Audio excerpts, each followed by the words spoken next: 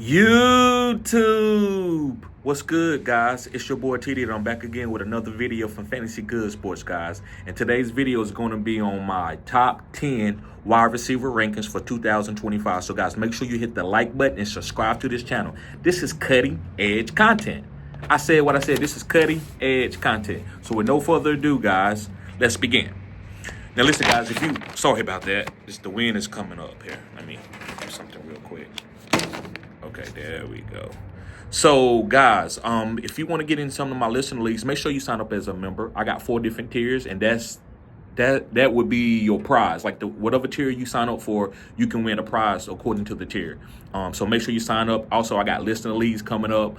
We doing Dynasty, we doing Best Ball. So make sure you become a member of this channel, guys, and play against some really great fantasy football players to make yourself better in your own personal league. So let's start, guys. I'm gonna start from 10 to 1, and you know my rankings, guys. It's always different. I beat to my own drum. I'm not just gonna give y'all no cut and paste type rankings. So let's begin. In rankings, guys, I don't really need rankings, but I know y'all like rankings. That's why I do it. They hit the algorithm the best. But the first guy I want to talk about is AJ Brown. AJ Brown, new brother in town. Yes, AJ Brown from the Philadelphia Eagles, guys. And listen, AJ Brown, ever since he's been a rookie, this is a guy that I said was going to be a Hall of Famer. All you got to do is go back through my catalog, put AJ Brown in my catalog, and you'll see one of my first 5 videos. I talked about AJ Brown was going to be a Hall of Famer. He's one of the best wide receivers in the NFL, and he hasn't let me down or his fantasy drafters down. This guy is going to command the most targets on that team this year. Now, is this team going to pass the ball a lot? No. That's why I got him at number 10. But A.J. Brown is still an alpha. He still can move. He still got great hands, ball skills. This guy still is a perennial top 12 player almost every single year, as long as he doesn't get injured. So, A.J. Brown, guys, he's a top 10. Moving on to my number 9 guy. And this is where it's going to get a little edgy. It's going to be Ladd McConkey, guys. Yes, from the Los Angeles Chargers, Ladd McConkey. And the reason why I like Ladd McConkey, guys, if you go back from week 9 and 10, Ladd was a top 12 wide receiver. He was balling out. He was getting hyper-targeted. They started letting Justin Herbert push the ball downfield to Ladd. Ladd can line up on the outside as a flanker. He can also line up as a slot wide receiver. And this guy has athletic ability. He's second to none with athletic ability. He can jump. He's fast. He got great hands. This guy is a perennial Pro Bowler type player, and I want this guy. Just to give y'all a little context of something that I've been doing is I've been taking Amon-Ra St. Brown and trying to trade and go get Ladd McConkey. And that's a whole different video, but I just want to let y'all know how I feel about Ladd. Okay, guys.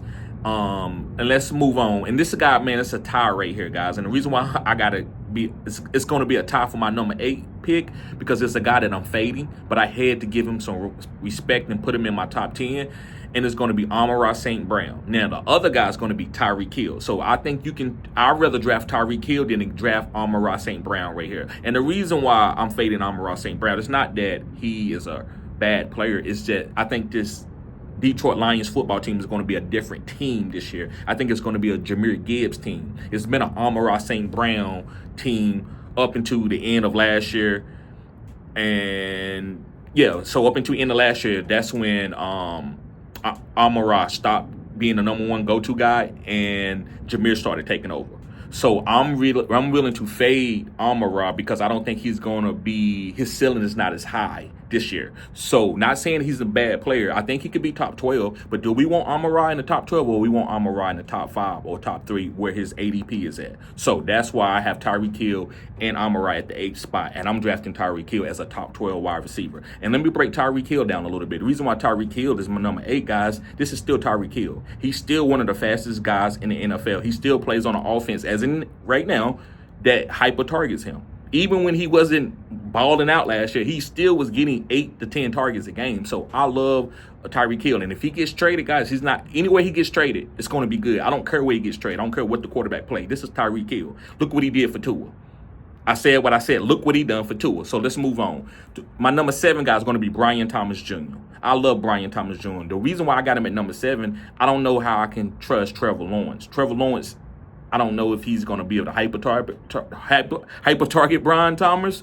It took Matt Jones, Matt Jones last year to hyper target Brian Thomas. Hopefully, Trevor learned from that and he give a lot of targets to Brian Thomas. Yes, Travis Hunter is there, but it's not going to hurt Brian Thomas. So if he had a better quarterback or Trevor showed me more, I would probably have him in the top 3. I said what I said. I would have Brian Thomas in the top 3 if Trevor had showed me more in the last few years. Let's move on to my number 6. And this, it's not shocking to y'all, but I'm surprised from where this guy's came, and it's Nico Collins. Nico Collins, nobody ever would have thought he was a good route runner. I mean, this guy, I ain't going to say he's great, but he's above average at route running, and he has great hands, and he can jump ball you. Nico Collins is a top 12 wide receiver in the NFL, not even in fantasy. He's just a top 12 wide receiver. Congratulations, Nico, man. From where you came as a late second-round pick, I believe, to one of the best wide receivers in the NFL, when you wouldn't really get any targets your first 2 to 3 years in the league, congratulations, bro, and congratulations on getting the bag. But yeah, Nico Collins is my number 6 guy. Let's move on to my number 5 guy. Y'all might disagree with this, but it's going to be Justin Jefferson. I said what I said, Justin Jefferson, guys. And the reason why I got Justin Jefferson at number 5 is he got a rookie quarterback, J.J. McCarthy. Yeah, Justin Jefferson can play with any quarterback, but the rookie, I need to see it. So I'm still drafting this guy in the first round at the right ADP, but I don't know if he's going to be the number 1 or number 2 wide receiver like he's been majority of his career. So I think he's nice at the number 5 spot. I think he's still going to get hyper-targeted, but how efficient is it going to be with JJ, we don't know. So let's wait and see. Maybe you can trade for him later if you're in redraft. All right, let's move on to my number 4 guy. My number 4 guy is going to be Malik Neighbors. Yes, Malik Neighbors. Now, you might say, well, TD, you got Malik number 4, and his quarterback, he ain't got really good quarterbacks. No, he don't.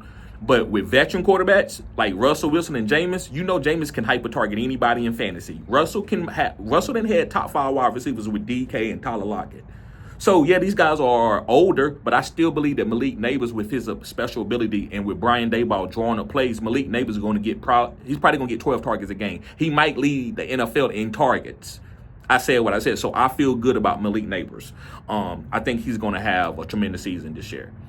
This year is going to be a lot of young receivers popping up in the top 12. All right, guys, let's move on to my number 3. Y'all know who this guy is. This is CeeDee Lamb. Dak Prescott going to have a breakout season. He's going to have an MVP-type season. So CeeDee Lamb is going to be a beneficial of that. Also, George Pickens. Now, George Pickens is not in my top 12 or top 10, but I do like George Pickens. I won't be surprised if George Pickens and CeeDee finish as a top 14 wide receiver. Not top 10 maybe, but at least top 14. If they both be top 10, that's gravy. Right? So, yes, CeeDee Lamb, guys. Moving on to my number 2 guy. Y'all might disagree with this, but I think it's Puka Nacua. Now, should you draft Puka Nacua as the number 2 player? No. But as the number 2 wide receiver come off the board, I don't think that's overdrafting him. I think this guy's going to be top 3 in targets in the NFL. And he got Sean McVay, which is one of the best offensive coordinators in the whole NFL. So I feel great about Puka Nacua. We just need him to stay healthy. That's the main thing for Puka. And last but not least, y'all know who this guy is. The number 1 wide receiver this year in 2025 is going to be Jamar Chase. And listen, I've been fading Jamar Chase the last couple of years, and we've been winning championships, especially in Dynasty and even in redraft. But last year, what makes me feel comfortable with drafting Jamar Chase as the number 1 wide receiver and also drafting his quarterback, which is Joe Burrow, is they went a whole season without injuries. Jamar usually is getting some type of injury and missing 2 or 3 games. And when you draft guys at this ADP, you need these guys to be healthy the whole season. So, yes, Jamar Chase and Joe Burrow, guys, is out for a breakout season. Don't be surprised if Joe Burrow win an MVP. Don't be surprised if Jamar Chase go for 1,900 yards. All you need these guys is to stay healthy. So, yes, I am drafting the Cincinnati Bengals this year. So, guys, thank y'all for tuning in to Fantasy Good Sports. Make sure you hit the like button and subscribe to this channel. This is cutting-edge content. And the reason why this is cutting-edge content, guys, I beat to my own drum. I don't got an algorithm for you. I don't got no math problem for you to make it easy for you to draft players. What I do is I pick my players and I stick with them and they hit. I have a 70% hit rate when I'm talking about players that I'm on from year to year.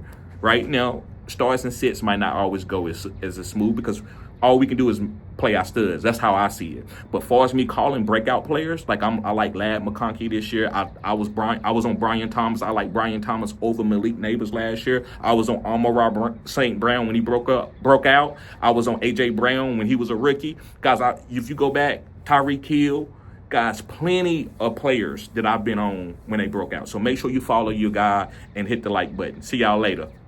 Peace.